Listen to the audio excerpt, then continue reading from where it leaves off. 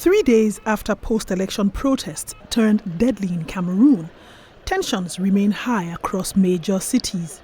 The full scale of deaths, arrests and injuries remain uncertain, but rights groups report more than 20 people have been killed and over 200 others, including opposition figures, have been arrested.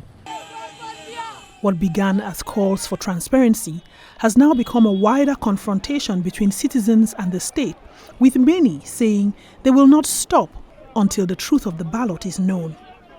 In cities such as Douala, Garo and Bafoussam, demonstrators insist that tools of democracy have now become instruments of confiscating the people's choice.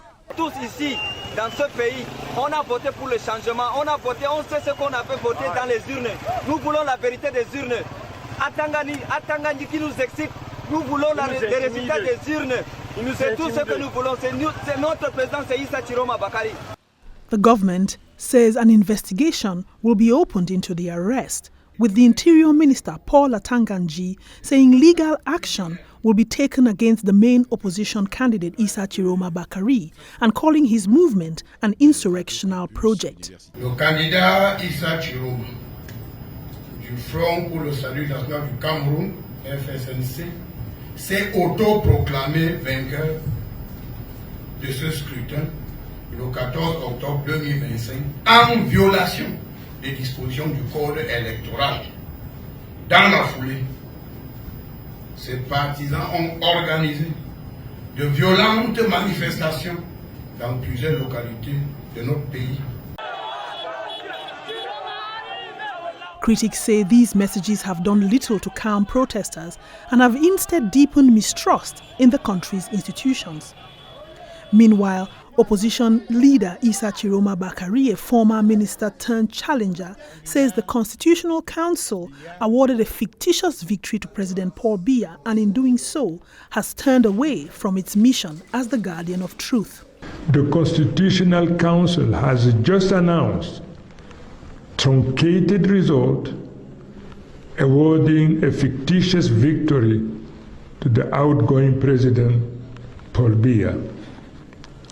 In so doing, this institution has turned away from its mission as a guardian of truth and democracy to become a partisan body and enemy of the sovereignty of the people. Yet, the truth of the ballot is clear. The official report from our polling station, compiled and secured by our representatives across the country, demonstrate unequivocally that we won this election by a large majority.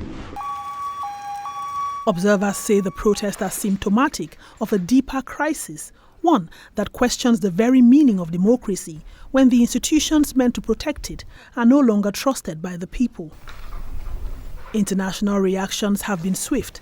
The European Union and the United Nations have urged restraint and independent investigations into reported killings.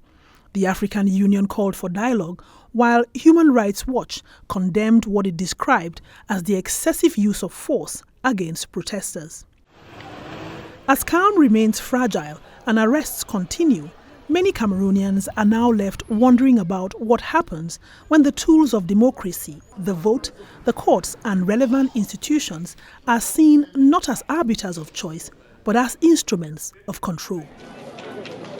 For News Central, I'm Kathleen Ndongmu.